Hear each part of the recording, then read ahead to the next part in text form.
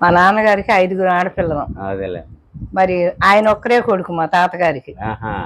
మా తాతగారు అసలు ఎంతో దాన ధర్మాలు ఎక్కువ చేస్తూ పూజలు పురస్కారాలు పుణ్యం అంటే గుడి కట్టించారు అక్కడ అంపాపురం అని ఇక్కడ దగ్గరే రామాలయం కట్టించి ఆయన ఎంతసేపు పురాణాలు చదవటం దాన ధర్మాలు చేయటం.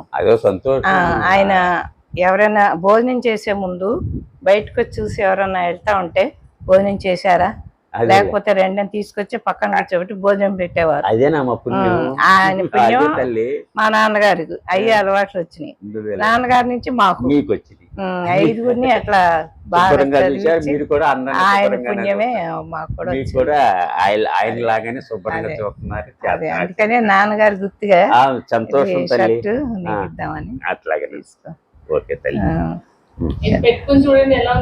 అదే ఫ్రెండ్స్ వేసుకుంటా అది సరిపోద్ది. తెరిచి చూడ ఏమైంది మెల్లగలే సరిపోయింది.